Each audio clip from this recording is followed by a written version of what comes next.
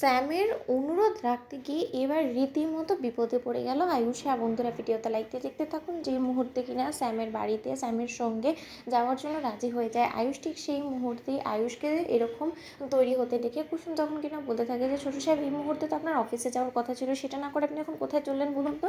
ঠিক সেই সময় আয়ুষ যখন বলতে থাকে যে দেখো কুসুম, একজন মানুষ আমার জন্য অধীর আগ্রহে অপেক্ষা করে বসে আছে এবং সেই মানুষটার দাদা আমার কাছে বারবার করে অনুরোধ করছে আমি যাতে একবার অন্তত তাদের বাড়িতে গিয়ে সে মানুষটার সঙ্গে দেখা করে আসি। তার জন্যই আসলে আমি আমার সমস্ত কাজকে ঠেলে রেখে আমি সেখানে যাচ্ছি এবং এক ঝলক তাদেরকে আমি তাদের সঙ্গে দেখা করে এসে আমি সোজা সেখান থেকে স্ট্রেট অফিসে চলে যাবো, বুঝলে তো। ঠিক সেই সময় কথা বলা মাত্র কুসুম যখন বলতে থাকে যে ছোটো সাহেব, আমি আপনাকে ভালোই ভালো সাবধান করে দিচ্ছি যে যেখানে ইচ্ছে আপনি যেতে পারেন, কিন্তু আপনাকে একটু সাবধানতা অবলম্বন করতে হবে, কারণ আপনি কিন্তু ভুলে যাবেন না যে আপনার কিন্তু শত্রুর অভাব নেই এবং দেবলীনা ম্যাডাম কিন্তু সেই অপমানের পর এত সহজে চুপ করে বসে থাকবে না। ঠিক সেই সময় আয়ুষ যখন মনে মনে বলতে থাকে যে সেই ভয় তো আমার করছে, না জানি কোন আবার বিপদ আমার আর বাড়িতে কড়া নাড়তে চলেছে। একই তো বিয়ে করার শর্ত, এখনও পর্যন্ত সেই সত্যটা মায়ের কাছে তুলে ধরতে পারিনি, এর আগেই না আবার কোনো নতুন ঝড় বয়ে আনি।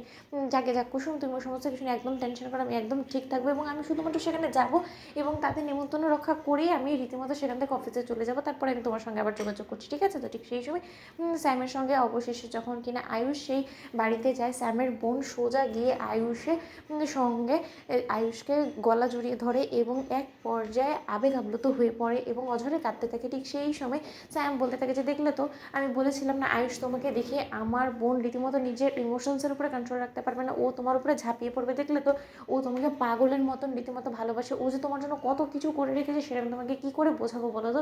মানে ও চাইলে, তুমি যদি এখন বলো না যে ওর প্রাণটুকু তোমার জন্য দিয়ে দিতে, ও চাইলে সেটাও করতে পারে, জানো তো। ঠিক সেই সময় আয়ুষ বলতে থাকে যে দেখুন, সমস্ত কিছু ঠিক আছে, কিন্তু তার শর্তে আপনি প্লিজ আমার থেকে একটু দূরত্ব বজায় রাখুন, কারণ আপনি ভুলে যাবেন না যে আমি এই বাড়িতে গেস্ট হিসেবে এসেছি। ঠিক সেই সময় স্যামের বোন যখন কিনা পাগলের মতন এক পর্যায়ে আয়ুষকে জাপটে ধরিয়ে রাখতেই আগ্রহী বেশি এবং ছাড়তে নারাজ। ঠিক সেই সময় স্যাম বলতে থাকে যে আচ্ছা বোনটি এরকম করলে কী করে চলবে বলতো, তুই ওনাকে ভেতরে নিয়ে যায়, আমাদের বাসায় তো উনি এসেছে, যেহেতু উনি অনেকক্ষণ থাকবে। ঠিক সেই সময় আয়ুষ যখন বলতে থাকে যেহেতু ভারী আচ্ছা মুশকিলে পড়া গেল, আমি কখন বলেছি, আমি তো বলেছি যে আপনার বোনকে আমি আমার এক ঝলক দেখিয়ে আমি সেখান থেকে চলে যাব, আপনি তো আমার উপরে সমস্ত কথা আমার মুখে বসিয়ে দিচ্ছেন, এরকম করলে কিন্তু আমি এক্ষুনি এখান থেকে চলে যাবো। ঠিক সেই সময় স্যাম বলতে থাকে যে সেটাতে আর হবে না, কারণ আপনি যখন স্যামের বাড়িতে এসেছেন তাহলে এখান থেকে আপনি আসার ডিসিশনটা আপনার হলো, বের হওয়ার ডিসিশনটা যে সম্পূর্ণরূপে স্যামের উপরে নির্ভর করছে। তাই আমার বোনের যতক্ষণ উপর পর্যন্ত কিনা আপনার উপর থেকে মন উঠছে, ততক্ষণ পর্যন্ত আপনাকে আমার বোনের জন্য এখানেই বসে থাকতে হবে, সে আপনি যতই বিরক্ত হন না কেন। আমি তো আপনাকে আগেই বলেছি যে আমার বোন আপনার জন্য রীতিমতো